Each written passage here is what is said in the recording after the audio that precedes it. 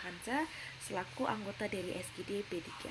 Di sini kami izin untuk mempresentasikan hasil SP kami yang berjudul Embolic Stroke with Hypertension and Hemiplegia. Berikut adalah anggota SGD kami.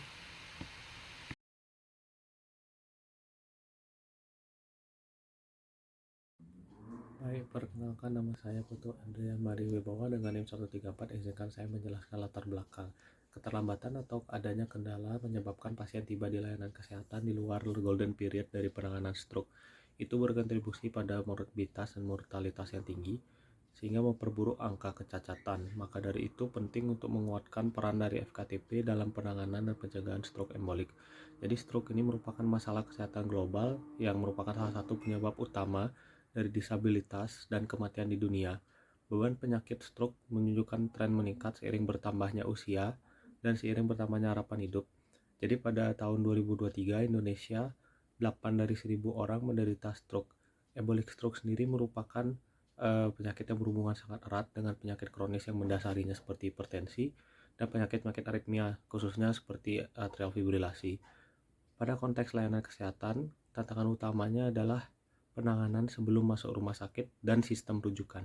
Izinkan saya untuk melanjutkan rumusan masalah. Pertama, bagaimana alur jenis identifikasi pemeriksaan klinis dan pemeriksaan penunjang dalam mendiagnosis embolic stroke berkaitan dengan hipertensi dan hemiplegia. Yang kedua, informasi apa saja yang harus digali pada anamnesis dan mengidentifikasi onset, faktor risiko, dan kondisi penyerta yang mengarah pada diagnosis embolic stroke. Apa saja temuan pemeriksaan spesifik dan penerapannya di fasilitas kesehatan tingkat pertama FKTP sesuai dengan tingkat kompetensi kedokteran umum.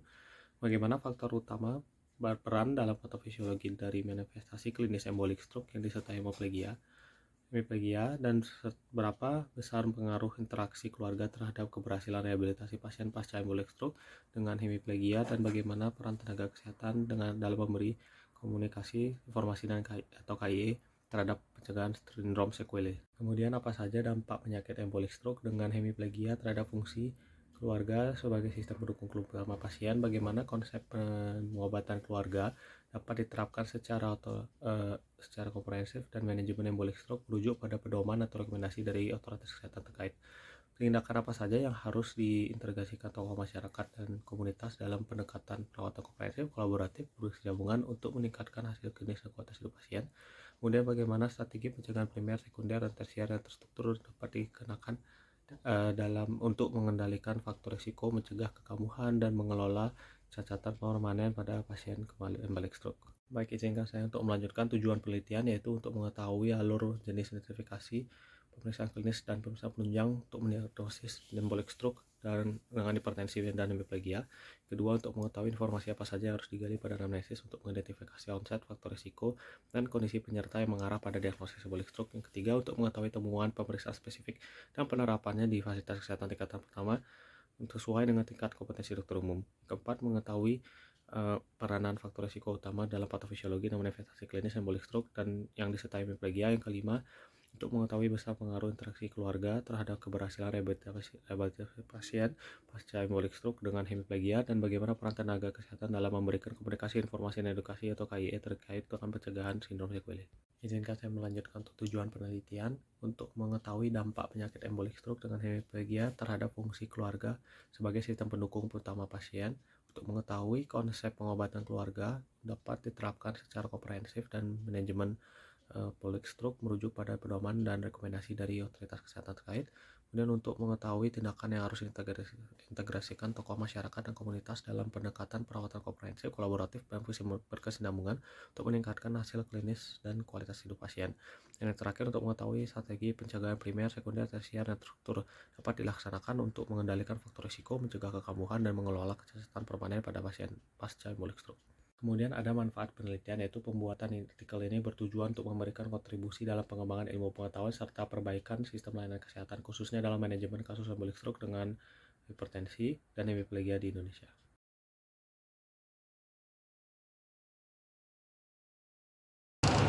Halo, selamat siang Bapak dan teman-teman. Sebelumnya perkenalkan, nama saya Bapak Syahlu Jatan dengan IJKT 111.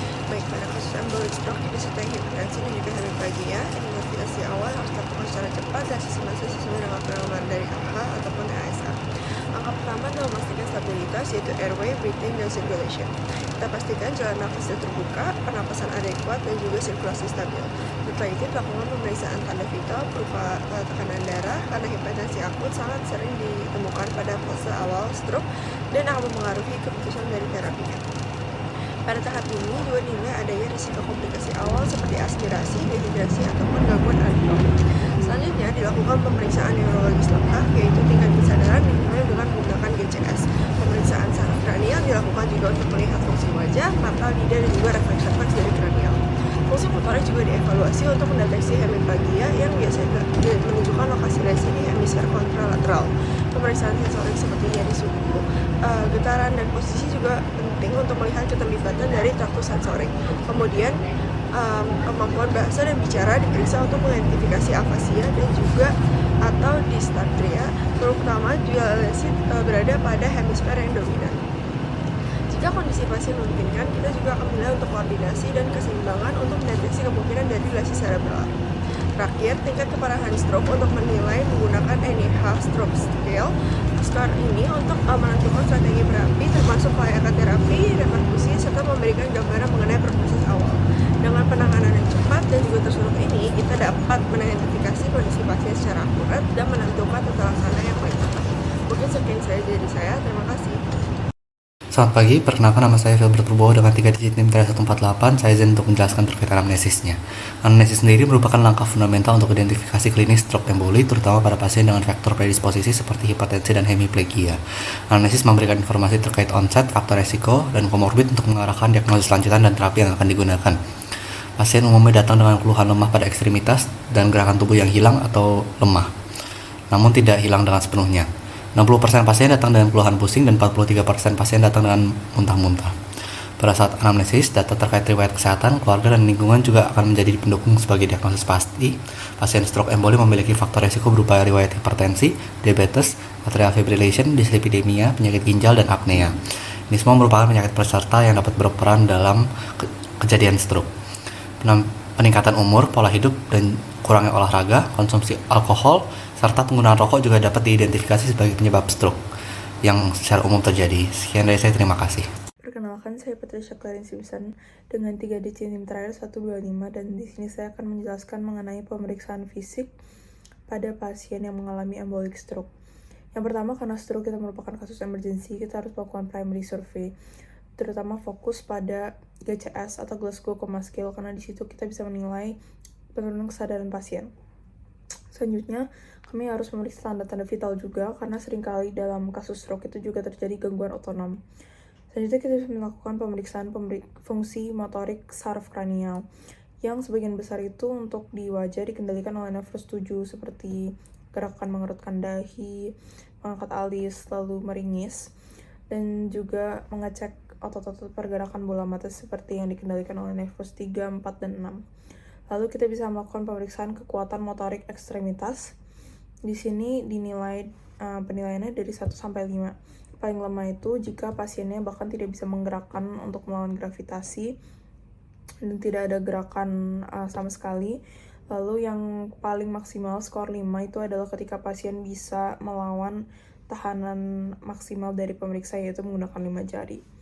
Lalu selanjutnya kita bisa melakukan pemeriksaan refleks, yang dinilai di sini adalah perluasan refleks. Misalnya kalau kita mau menilai refleks bicep itu harusnya di satu titik saja refleksnya akan positif, tapi di pasien stroke itu bisa terjadi perluasan refleks di mana di sekitarnya bisa positif juga.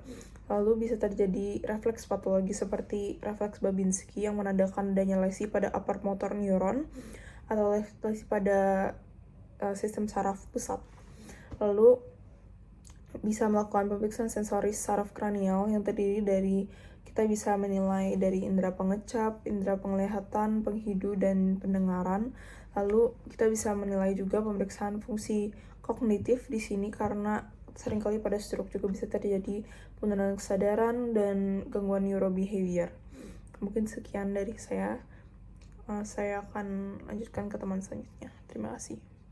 Baik, terima kasih atas kesempatan yang diberikan. Izin memperkenalkan diri kembali. Saya Putri Balkis Hanza Alhanza dengan 3 digit NIM teracot 36. Pada pemeriksaan penunjang yang dapat dilakukan pada kasus ini adalah yang pertama, melakukan CT scan non kontras untuk menyingkirkan pendarahan intrakranial yang mendeteksi tanda awal iskemi seperti hilangnya diferensiasi gray white matter. Kemudian yang kedua adalah melakukan CT angiography atau MR angiography untuk mengevaluasi oklusi pembuluh darah besar dan kemungkinan sumber emboli. Dan yang ketiga, dapat dilakukan MRI dengan diffusion weighted imaging yang diketahui memiliki sensitivitas tertinggi untuk mendeteksi iskemia akut. Baik, perkenalkan nama saya Putu Anindita Wiracahyani dengan 3 digit NPR 185. Di sini menjelaskan terkait faktor risiko. Baik, pertama adalah hipertensi, di mana semakin lama durasi hipertensi, maka semakin tinggi juga untuk risiko stroke. Hipertensi menyebabkan disfungsi endotel dan mempercepat arteriosklerosis sehingga mempermudah perbentukan dari trombus dan embolus. Kemudian selanjutnya juga terdapat penyakit jantung dan pembuluh darah lainnya seperti gangguan irama jantung, yaitu adalah atrial fibrillation, kemudian hipertrofi ventricle kiri, oklusi arteri cerebri media, kemudian selanjutnya juga ada penyakit metabolik seperti hiperlipidemia dan juga diabetes mellitus. Kemudian ada gaya hidup yang tidak sehat, yaitu merokok, konsumsi alkohol, kemudian kurangnya aktivitas fisik, dan di mana aktivitas ini itu mengakibatkan perubahan kondisi vaskuler. Perkenalkan, nama saya Nyoman Gede Wiraguna dari Paramarta dengan 3 digit yang mahir 180. Saya akan menjelaskan tentang identifikasi hubungan interaksi keluarga. Pengkajian penanganan pasien stroke embolik dengan hipertensi dan hemiplegi perlu memperhatikan interaksi keluarga sebagai faktor kunci keberhasilan rehabilitasi. Keluarga berperan sebagai sistem dukungan utama melalui komunikasi efektif, pembagian peran yang jelas, serta kemampuan beradaptasi terhadap perubahan setelah stroke. Dukungan emosional dan praktis mulai dari memotivasi pasien hingga membantu aktivitas harian dan pengobatan menjadi penentu kelancaran pemulihan. Sebaliknya, konflik beban pengasuhan yang tidak seimbang atau penolakan terhadap kondisi pasien dapat menghambat proses pemulihan dan menurunkan kualitas hidup. Intervensi tenaga kesehatan pada pasien stroke perlu mencakup penguatan peran keluarga sebagai pendukung utama, bukan hanya aspek klinis. Tenaga kesehatan bertindak sebagai fasilitator melalui edukasi dan komunikasi informasi atau KIE yang terstruktur dan berkelanjutan tentang patofisiologi stroke embolik, hubungan hipertensi, serta dampaknya yang menyebabkan hemiplegi. KIE juga harus mencakup manajemen pasca stroke, tanda-tanda kekambuhan, penyesuaian lingkungan rumah, dan penanganan masalah psikososial. Edukasi yang kuat membantu memastikan transisi perawatan yang baik, meningkatkan kepatuhan terapi, dan menjaga fungsi pasien tetap normal. Oke, sekian dari saya. Terima kasih. Perkenalkan, nama saya Niputulan Prasanti dengan 3 digit NIM 138. Izin untuk menjelaskan terkait dengan identifikasi dampak penyakit terhadap keluarga. Stroke embolik dengan disabilitas berat seperti hemiplegia dapat memicu krisis atau gangguan fungsi sistem keluarga secara keseluruhan yang membutuhkan penyesuaian peran dan juga tanggung jawab ekonomi yang besar. Dampak krisis ini bersifat fungsional seperti pergeseran peran pengasuh, penyesuaian rutinitas, dampak psikososial atau emosional seperti stres, kecemasan, depresi, dan juga burnout pengasuh, dan juga dampak ekonomi yaitu beban biaya pengobatan dan juga kehilangan pendapatan. Mengingat peran krusial keluarga sebagai sistem pendukung utama, evaluasi fungsi keluarga dan juga kebutuhan dukungan harus menjadi bagian integral dari penanganan pasien karena keterlibatan aktif keluarga dapat meningkatkan luaran klinis dan kualitas hidup pasien. Baik, perkenalkan, nama saya Hanta Wismaya dengan 3 digit NIM akhir 198. Di sini saya akan menjelaskan tentang Family Medicine for Stroke and Embolic Disease atau CDC. Jadi, kedokteran keluarga ini berperan pada seluruh spektrum pencegahan hingga pemulihan, di mana peran utama ini meliputi pencegahan primer melalui screening faktor risiko, edukasi gaya hidup, dan juga pengelolaan penyakit kronis, di mana pendekatan kedokteran keluarga ini bersifat holistik dan juga berbasis komunitas. Dan juga di sini dokter melibatkan keluarga dalam edukasi tanda bahaya, serta kepatuhan obat, modifikasi lingkungan rumah, dan juga perubahan gaya hidup. Pada fase akut, dokter keluarga ini mendeteksi dini tanda-tanda stroke menggunakan yang namanya FAST, yang terdiri dari face drooping, arm weakness, speech difficulty, dan juga time to call. Di mana dokter ini menilai onset dan juga melakukan stabilisasi awal seperti kontrol tekanan darah, jalan napas, dan juga glukosa, serta mengkoordinasi untuk rujukan. Setelah fase akut, dokter keluarga ini berperan dalam rehabilitasi, di mana dokter ini memantau progres dan juga mengatur antiplatelet atau antikoagulan, mengendalikan tekanan darah dan juga lipid, serta menangani komplikasi jangka panjang seperti gangguan motorik, kognitif, dan juga disfagia. Mungkin sekian dari saya. Terima kasih. Perkenalkan, saya Putu Anindya Dhamma Pradevi dengan 3 jam terakhir 159. Comprehensive care merupakan pendekatan layanan yang menyeluruh untuk memenuhi kebutuhan seluruh kebutuhan dari pasien. Collaborative care menekankan kerjasama lintas profesi dan lintas layanan untuk meningkatkan kualitas layanan. Sementara itu, continuing care adalah kesinambungan layanan dari waktu ke waktu, sehingga tiga konsep ini saling melengkapi dan memastikan layanan pasien yang terpadu, berkesinambungan, dan berorientasi pada kebutuhan jangka panjang. Pada komunitas, peran komunitas dalam perawatan komprehensif, kolaboratif, dan kontinu pada pasien stroke embolik dengan hipertensi dan hemiplegia diantaranya, yaitu untuk tokoh masyarakat bisa mengedukasi masyarakat seperti mengenai tanda-tanda stroke dan kapan harus membawa pasien ke pelayanan medis sesegera mungkin.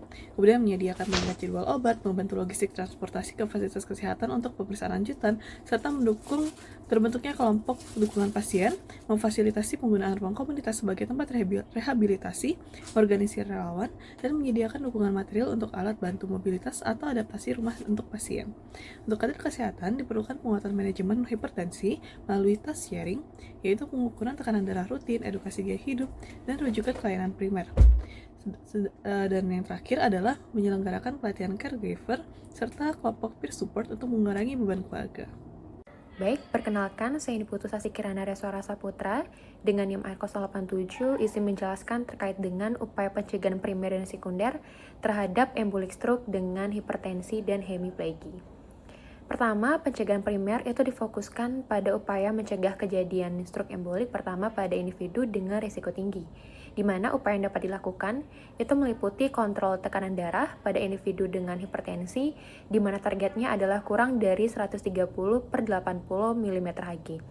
Kemudian dapat melakukan modifikasi gaya hidup seperti berhenti merokok, menerapkan diet rendah garam dan tinggi serat, melakukan aktivitas fisik yang rutin, serta menjaga kadar lipid dan glukosa tetap terkontrol. Di samping itu juga screening ritme jantung untuk mendeteksi dini sumber emboli, khususnya fibrilasi atrium, itu juga penting dilakukan melalui pemeriksaan EKG. Selanjutnya untuk pencegahan sekunder itu dilakukan setelah pasien mengalami stroke embolik dan menunjukkan manifestasi klinis seperti hemiplegia, dengan tujuan utama untuk mencegah rekurensi dan meminimalkan komplikasi melalui pendekatan multidisiplin.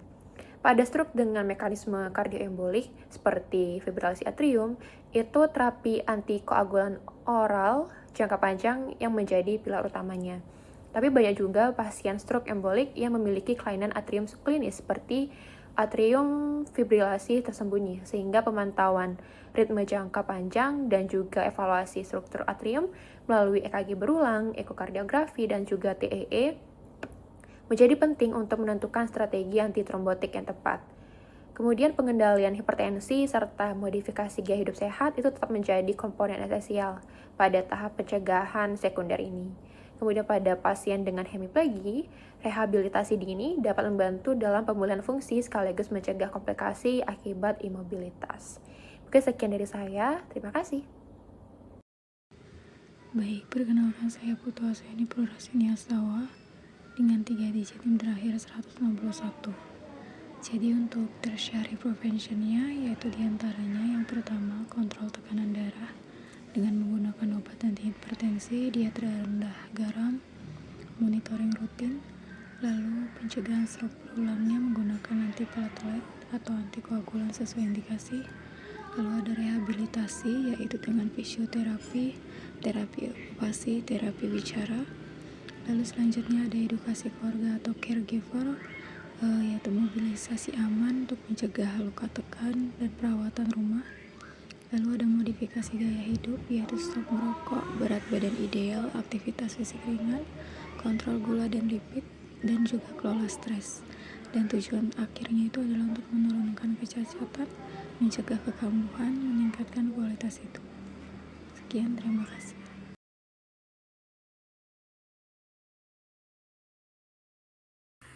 Baik, di sini saya izin menyimpulkan terkait dengan hasil SP kami. Yang pertama adalah diagnosis stroke embolik dengan hemiplegia dan hipertensi dapat ditegakkan melalui anamnesis, pemeriksaan neurologis komprehensif, serta pemeriksaan penunjang seperti CT scan atau MRI. Yang kedua, faktor risiko utama meliputi faktor biologis seperti hipertensi kronis, fibrilasi atrium, hiperlipidemi, dan diabetes. Serta juga dipengaruhi oleh faktor gaya hidup seperti merokok, kurang aktivitas fisik, konsumsi alkohol berlebih, dan juga faktor medis yang seperti kontrol tekanan darah yang buruk dan kepatuhan obat rendah. Kemudian yang ketiga, interaksi keluarga diketahui memiliki peranan yang sangat penting dalam keberhasilan terapi melalui dukungan emosional, perawatan fisik pasien, monitoring kepatuhan obat, serta kemampuan beradaptasi terhadap perubahan peran pasca stroke.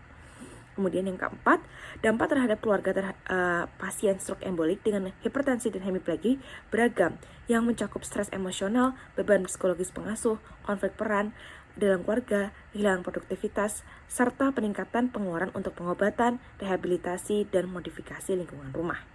Kemudian yang kelima, tata laksana dan pencegahan memerlukan pendekatan kedokteran yang holistik dan berkesinambungan mencakup pencegahan primer dengan gaya hidup sehat, sekunder dengan konsumsi obat yang tepat, dan pencegahan tersier dengan peningkatan kualitas hidup.